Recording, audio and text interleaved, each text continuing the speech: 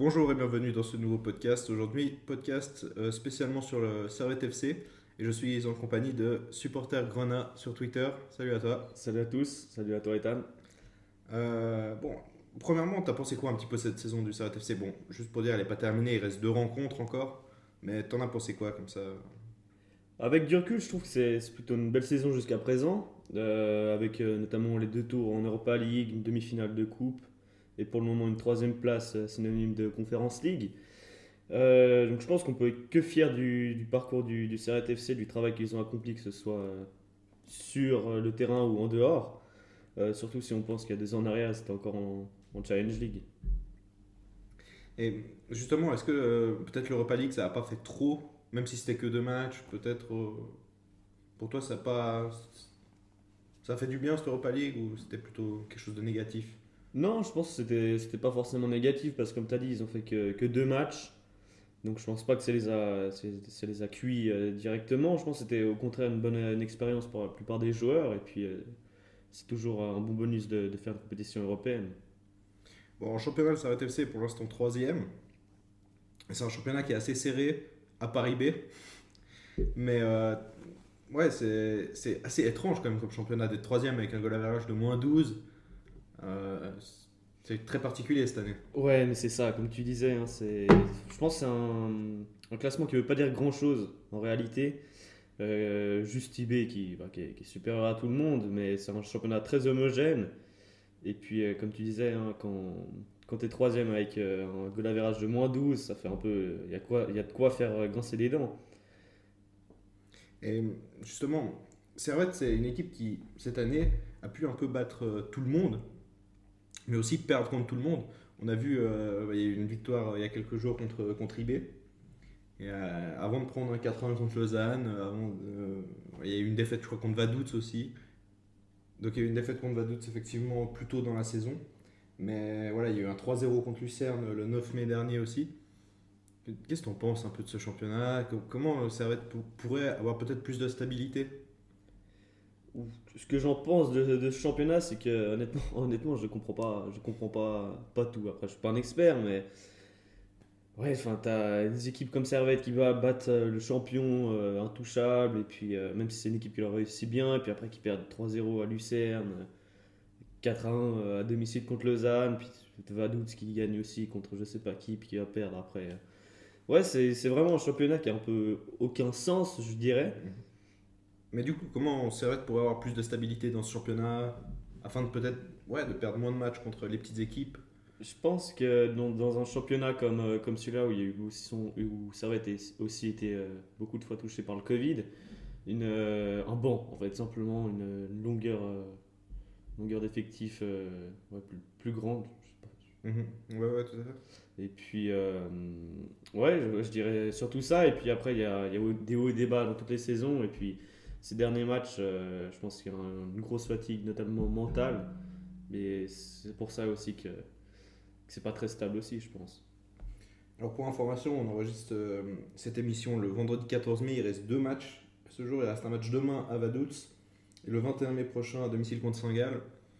Bon, Servette, si on regarde le classement à l'heure actuelle, est troisième à 3 points de balle, mais pourrait potentiellement terminer sixième, si mes calculs sont bons. 6 ou 7, ouais. Ouais, 6 ou 7.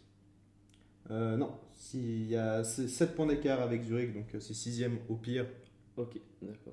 Sixième place, on n'a plus du tout dans les compétitions européennes, hein. Du tout, non, non. Il y a les 3 premières et puis quatrième en cas de victoire de quelqu'un En coupe. en coupe. Mais je crois que bon, ce sera soit Saint-Gall, soit Lucerne. Donc, Ouais, ça change pas.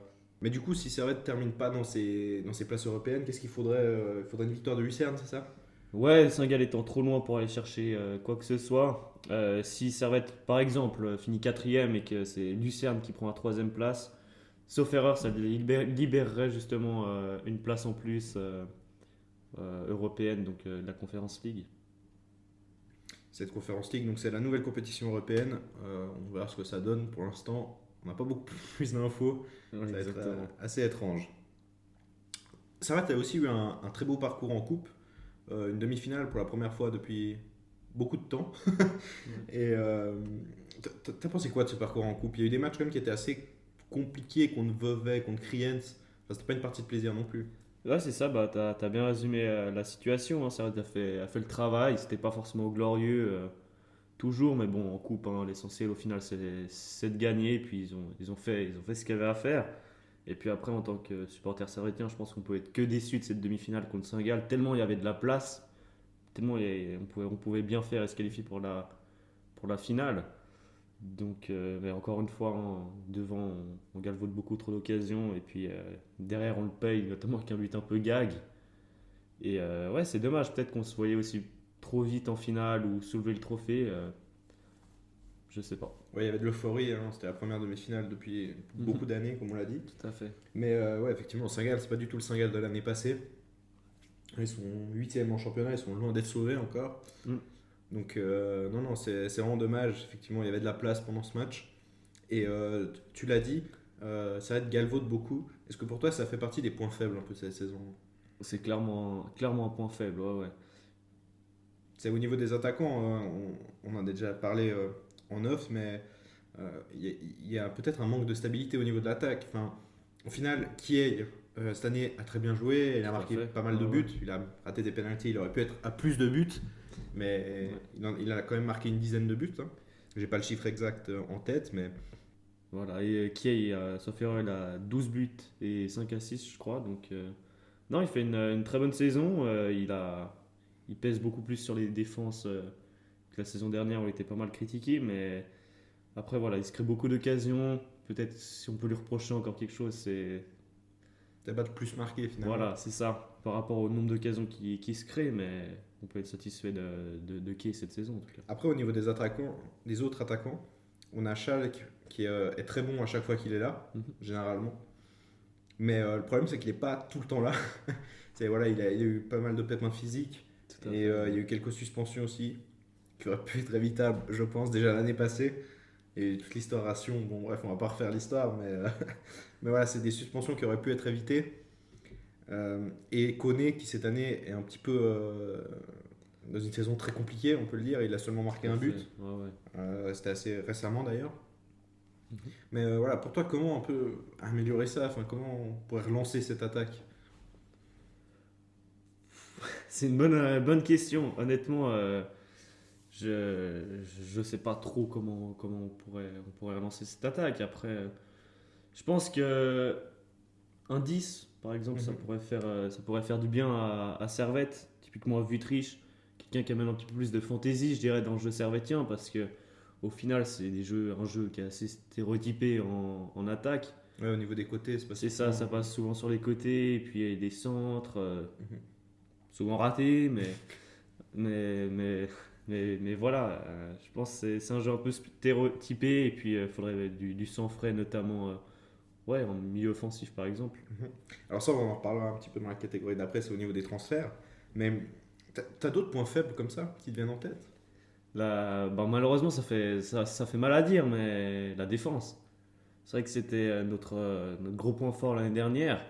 Et puis cette année, bah, on prend beaucoup trop de buts. Je ne sais pas trop à quoi c'est dû, mais Ouais, il y a eu 5 buts encaissés contre Sion, il y c'est a eu ça. 4 contre 4 Lausanne, contre Lausanne, 3 contre Saint-Gall, donc pas forcément 3 les contre équipes. Lucerne aussi. 3 Ouais. contre Lucerne, non, 1 contre Saint-Gall, 3 contre Lucerne, pardon. Mhm. Et ouais, c'est pas forcément les équipes qui sont en forme. Et Bah, ça se voit d'ailleurs au niveau du goal average. Hein, moins 12. moins 12, Sion à moins 12 et Vaduz à moins 17. C'est ça, vraiment un Mais ouais, goal average c'est- de relégué. Sinon, ouais, tout le monde est à un meilleur goal average.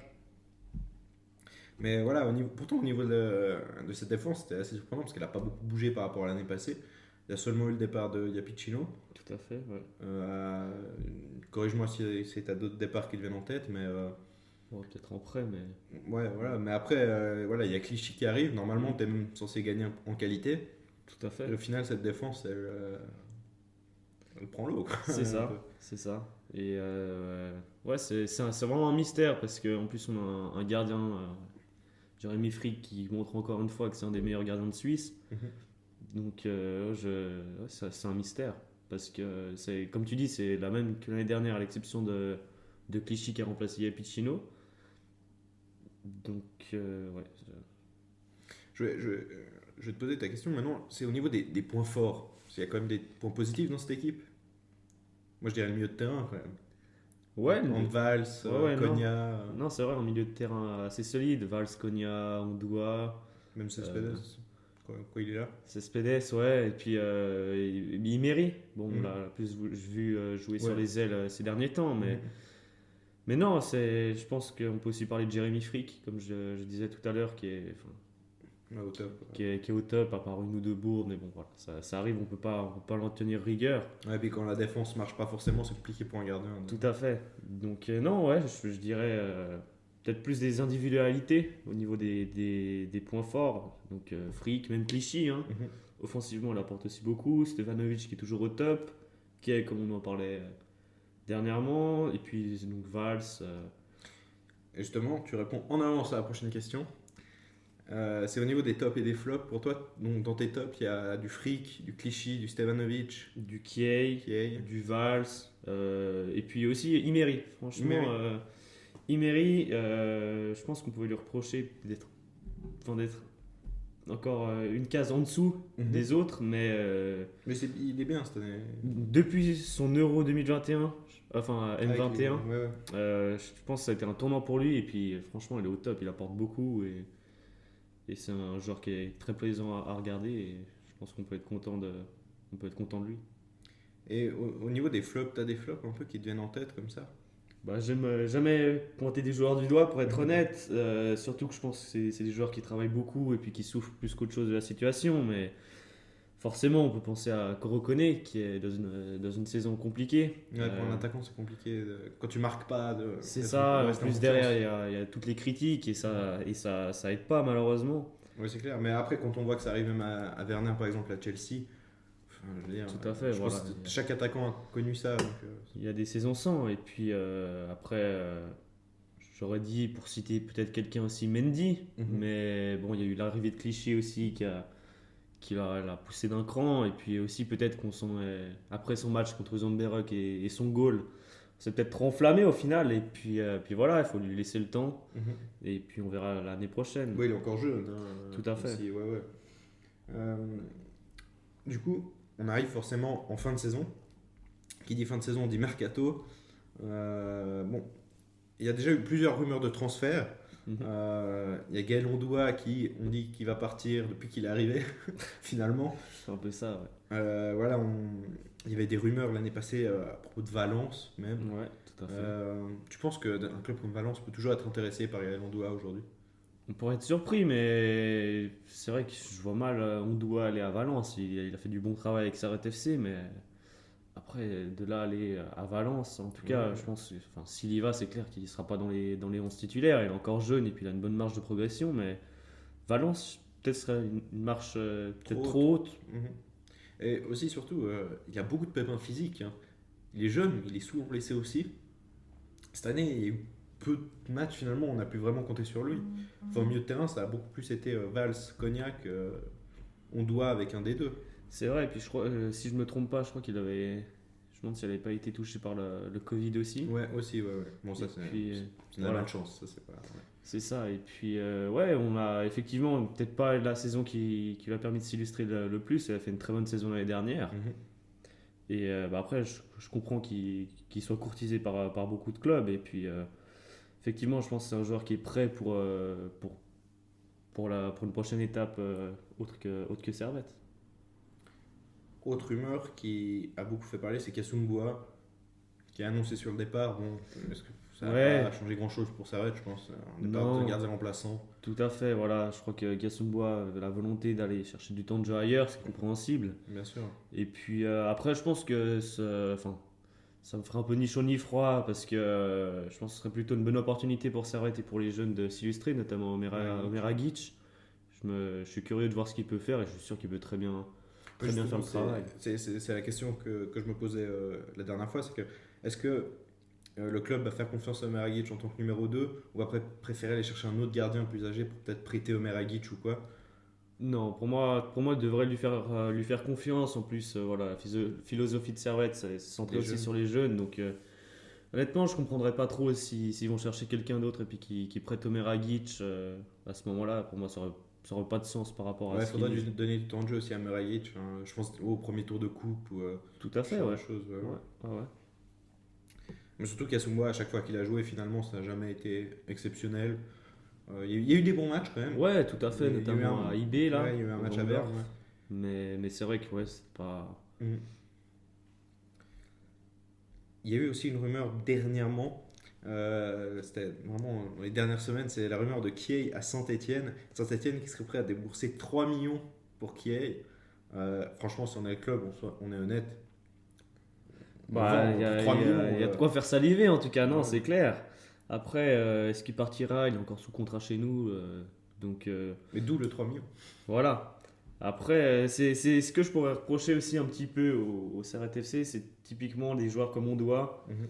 Je crois qu'il y avait pas mal de rumeurs. Et si au final ils ont des offres, pourquoi essayer de pas les vendre un poil plus tôt pour pour un peu de sous, Ouais, plutôt que les perdre libres à la fin? c'est clair. Parce qu'on doit arriver en fin de contrat. Hein, ça fait, Voilà, tout à fait. Ouais. Fin de saison, il est libre. Et puis pour revenir à Kay, c'est vrai que si on, enfin, je vois mal quand même Saint-Etienne mettre 3 millions là-dessus, mais on pourrait être surpris. Donc un départ pour 3 millions, pourquoi pas? Mais comme avec des certitudes derrière de trouver un autre attaquant. C'est clair, parce que là, il faudra absolument trouver un attaquant. On en parlera dans la question d'après, mais Mhm.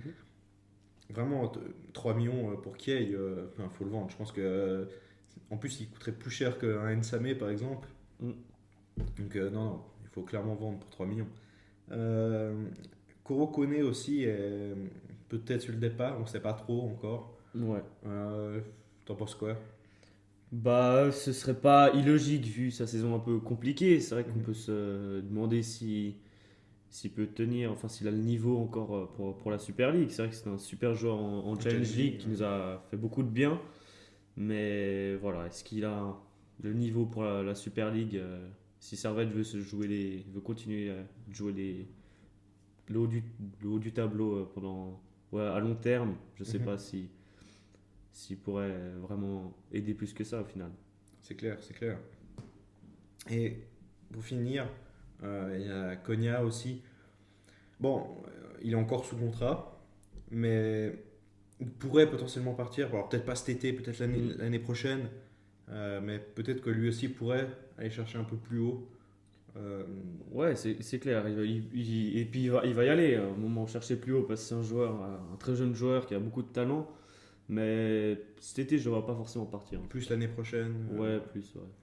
Mais il pourrait très bien aller chercher un club en Ligue 1, je pense. Hein. Mhm. C'est pas fou Ouais. pour lui de. Non, non, tout à fait. Voilà. Pour toi, c'est quoi un peu les postes à renforcer? On a déjà parlé un petit peu du poste d'attaquant. Tu penses qu'il faudrait retrouver un autre attaquant? C'est ça. Bah, pour moi, bon, déjà, ça dépendra aussi beaucoup des départs qu'il Ouais. faudra absolument combler. Mais ce qu'il faut surtout, c'est une plus grande profondeur de banc. Parce qu'on ne peut pas continuer comme ça. Surtout, bon, il y avait la situation Covid, mais on a bien vu qu'on est trop juste comparé à d'autres équipes Bien sûr. à ce niveau-là. Et puis, poste pour poste, c'est vrai que. On verra bien un autre attaquant, un 10, ça ferait beaucoup de bien aussi. C'est clair. Mais ça, le 10, c'est drôle parce qu'on en parlait déjà Mhm. l'année dernière et même dans le premier épisode des podcasters sur le foot suisse, on en a déjà parlé. Tout à fait. Là, ouais, ce serait le moment de. Ouais, bah, c'est un joueur comme Vutriche qu'on avait l'année dernière qui a fait beaucoup de bien. Et bah, on voit que ça manque. Ouais, c'est clair, c'est clair. Peut-être un défenseur aussi. Peut-être un défenseur. Après, je crois qu'il y a le retour de près de Busset, de Magnin. Il y a aussi Vouillot, Ça reste très jeune. Diallo. Donc, comme ça, c'est vrai qu'au vu de la solidité de l'année dernière et puis du joueur par joueur, Mhm. je verrais pas forcément le besoin, mais sur ces derniers matchs, c'est clair C'est qu'on compliqué, ouais, c'est clair. peut pas continuer à prendre 3 goals contre Lucerne, 4 contre Lausanne et 5 contre Sion. Ouais, tout à fait, tout à fait. Ouais. T'as d'autres postes à renforcer comme ça, d'après toi? Euh, Franchement, je dirais peut-être un joueur par ligne aussi, mais Ouais, ouais. après, Surtout de la profondeur de banc, en c'est fait. ça, vraiment de la profondeur de banc, parce que bon, après, on est conscient que l'argent tombe pas du ciel et qu'on peut pas dépenser comme d'autres équipes en Suisse, mais c'est vrai qu'il faudrait être actif et puis aller chercher des joueurs sur le mercato parce que ça va être compliqué sinon. Mais il y a aussi le poste d'arrière droit. Mhm, Mon Diallo est arrivé en doublure de Sautier. tout à fait. Donc il n'a pas énormément joué, mais quand il a joué, plutôt correct. C'était correct, Ouais, mais tout voilà. à fait. Après, il vient de National aussi, donc on ne Mhm. s'attendait pas non C'est plus ça. à que ce soit exceptionnel. Par contre, du côté de Sautier, il a eu des matchs compliqués quand même. C'est vrai qu'il a eu des matchs compliqués. Mais ça reste le Après, capitaine de c'est l'équipe. ça, c'est le capitaine et puis c'est quelqu'un qui joue vraiment pour l'amour du maillot. Donc Mhm.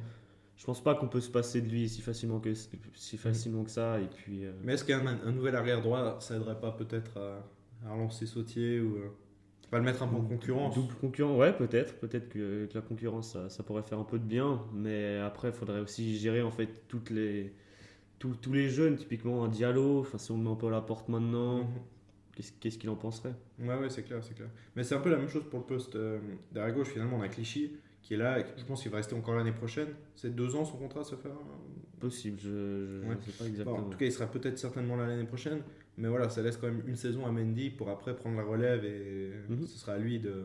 C'est ça, je pense que Mendy, il faut qu'il passe un cap l'année prochaine et puis qu'il essaie de s'imposer. Après, bon, on parle quand même de Clichy, donc Bien sûr, c'est compliqué, mais il faut qu'il prenne toutes les occasions qu'il a, qu'il fasse des bonnes performances. Et après, je suis sûr qu'il peut s'installer plus durablement. durablement dans la défense Ouais. servétienne. Ouais. Ma question suivante, c'est comment envisager l'avenir du club en...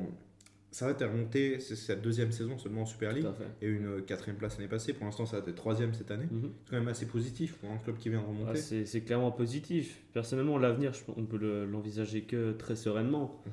Le club, comme je le disais tout à l'heure, a fait un travail fantastique depuis plusieurs années. Et puis, on peut être que satisfait de ce point de vue-là. C'est, comme tu disais, on critique aussi assez facilement, mais Mhm.